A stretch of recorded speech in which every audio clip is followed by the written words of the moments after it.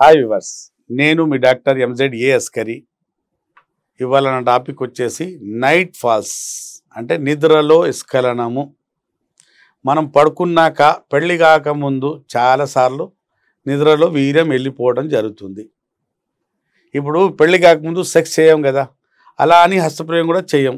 ఇప్పుడు మన బాడీలో వీర్యం ఉత్పత్తి అవుతుంది.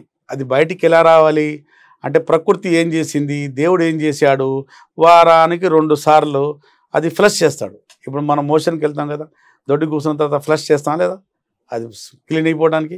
అలాగే బాడీలో వీర్యం ఉత్పత్తి ఒకటి ఉంటుంది.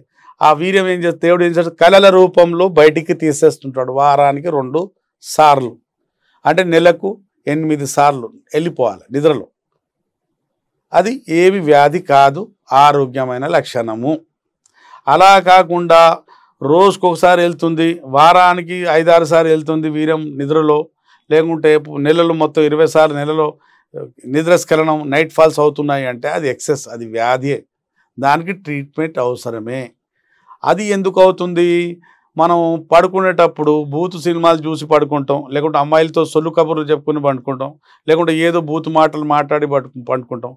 అది సబ్ కాన్షియస్ మెమరీలో ఉండిపోతుంది. అది మనం ఏం చేసాం, పగలంతా డాటా ఇచ్చినాం, రాత్రి అంతా సినిమా రిలీజ్ అవుతుంది రాత్రి. అది సెక్జువల్ ఆలోచనలు వచ్చినప్పుడు సెక్జువల్ అరౌజల్ కలుగుతుంది ఆ సబ్ కాన్షియస్ మెమరీకి. అప్పుడు మన బాడీలో ఏమవుతుంది, వీర్యం స్ఖలనం అవుతుంది సెక్జువల్ స్టిమ్యులేషన్ వల్ల. అప్పుడు అంటే వీర్యం స్ఖలనం అవుతుంది. అంటే వారానికి 2 సార్లు అయితే అది నార్మల్ నిద్రలో, వారానికి 2 సార్లు కన్నా మించి అయితే అది వ్యాధి. ఈ సమస్య ఎవరికైనా ఉంటే అతిగా నైట్ ఫాల్స్, నాక్టర్నల్ ఎమిషన్స్ అంటారు దీనికి. అతిగా నైట్ ఫాల్స్ అయిన వాళ్ళు, నిద్రలో స్ఖలనం అయ్యే వాళ్లకు నేను చెప్పేది ఏంటంటే, ఈ సమస్య అతిగా ఉంటే అంగస్తంభన సమస్య వస్తుంది, మీకు ప్రీమ్యాచ్యూర్ జాకులేషన్ సమస్య వస్తుంది, జర్నల్ వీక్నెస్ కూడా వస్తుంది మీకు. అంటే బాడీలో జర్నల్ వీక్నెస్ కూడా, హెయిర్స్ రాలిపోవడం, శరీరంలో నరాలలో బలహీనత, కండరాలలో బలహీనత మొదలవుతుంది.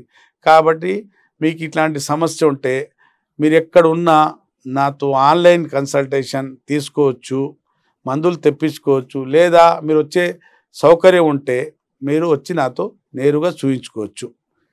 విన్నారు కదండి, మీకు ఇట్లాంటి ఏ సమస్య ఉన్నా కూడా నాతో సంప్రదించవచ్చు. అప్పటి వరకు నాకు సెలవు ఇవ్వండి. మీ డాక్టర్ అస్కరి, ఎండి యునాని.